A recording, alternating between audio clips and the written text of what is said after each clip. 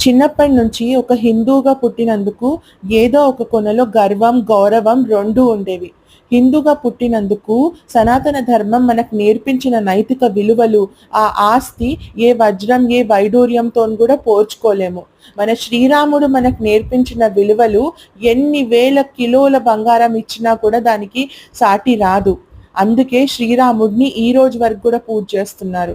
అందుకే గణపయ్యని ప్రతి ఏడాది మన ఇంటికి తీసుకొని వస్తాము. సనాతన ధర్మం ఇంత పవర్ఫుల్ అయ్యుండి ఎందుకు కొంతమంది తెలివి లేని వాళ్ళు చేసే పనులని మనం ఆపలేకపోతున్నాం? రీసెంట్‌గా పహల్గావ్‌లో అయిన ఇన్సిడెంట్‌లో ఎంతో మంది చనిపోయారు. వాళ్ళ రిలీజియన్ అడిగి, "మీరు హిందువులా?" అని అడిగి మరి, "నువ్వు హిందువనే నిన్ను చంపుతున్నాము" అని చెప్పి టెర్రరిస్ట్ చెప్పి చంపేటప్పుడు వాళ్ళ మనసులో జరిగే బాధ, వాళ్ళ ఆవేదన ఎవ్వరికీ వాళ్ళు ఎక్స్‌ప్లెయిన్ చేయలేరు. అక్కడెళ్ళిన వాళ్ళల్లో రీసెంట్‌గా మ్యారీడ్ అయిన కపుల్స్ ఉన్నారు. ఒక బాబు తన తండ్రిని కోల్పోయాడు. ఒక అన్న తన తమ్ముడిని కోల్పోయాడు. అక్కడ చంపేటప్పుడు ఆడవాళ్ళు మమ్మల్ని గూడా చంపండి అంటే, మిమ్మల్ని చంపము.